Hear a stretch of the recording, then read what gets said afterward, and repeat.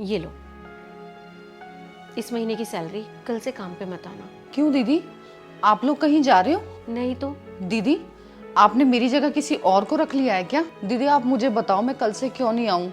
मैं तो छुट्टी भी नहीं करती हूँ और अपना काम बहुत ढंग से करती हूँ। सोनिया, तुम्हारे साहब की नौकरी चली गई है और 6 महीने पहले हमने सारी सेविंग से ये घर खरीदा है। अब कुछ बचा ही नहीं है। सारे खर्चे ज्यों के त्यों हैं।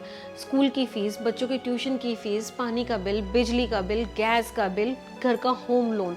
सोनिया, उन ज़रूरी खर्चों में से तो मैं नहीं निकाल पाऊंगी। और हाँ, अब मैं तेरी तनख्वाह भी नहीं दे पाऊंगी। हाँ, तेरे ना रहने से मुझे दिक्कत तो बहुत होगी, पर क्या करूँ, मैनेज करना पड़ेगा मुझे। सोनिया, प्लीज़ समझने की कोशिश करो। अभी मेरी बहुत बड़ी मजबूरी है। जैसे ही तुम्हारे साहब की नौकरी लगेगी ना, मैं पक्का तुम्हें वापस बुला लूँगी। प्लीज़ मुझे माफ़ कर दो। बस दीदी, इतनी सी बात। जब आपका समय अच्छा था, आपने मेरा कितना साथ दिया था दीदी। जब मेरी बड़ी सासू माँ का देहांत हो गया था, हमारे पास तो उनके क्रियाक्रम के लिए पैसे भी नहीं थे, तब आपने हमारी कितनी मदद की थी। मेरा बेटा बीमार था, तब भी आपने हमारा कितना साथ दिया था, उसे बढ़िया से बढ़िया हॉस्पिटल में दिखाया था। मैं आपका एहसान कैसे भूल जाऊं?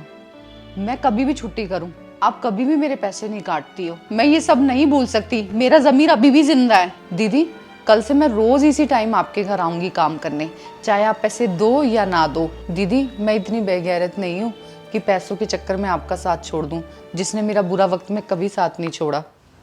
मेम साहब, दूध। कहाँ हो मेम साहब?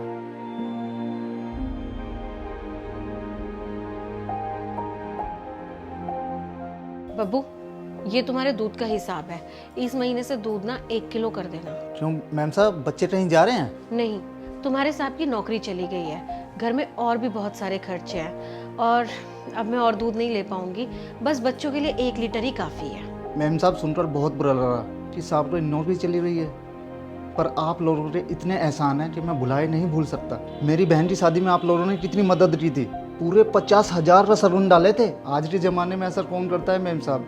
आप लोगों का दिल बहुत बड़ा है। जब मेरी बिटिया का एडमिशन नहीं हुआ था तो साहब ने हमारी कितनी मदद की थी। साहब ने अपने बलबूते पर मेरी बिटिया का कितने अच्छे स्कूल में एडमिशन करवाया और मेरी बिटिया भी मन से जुड़ रही है आप लोगों के साथ, और आप भी उसका इतने अच्छे से ख्याल रखते हैं, कभी पराया होने का एहसास नहीं दिलाते। और हाँ मेम साहब, जब हमारी बीवी को बच्चा होने वाला था तो हमारी बीवी को अच्छे हॉस्पिटल में एडमिट कराया था। मैं आप लोगों का एहसान मरते दम तक नहीं भूल सकता। आप इतना एहसान करने के बाद कह रहे हैं दूध कम कर दो, पैसा नहीं है।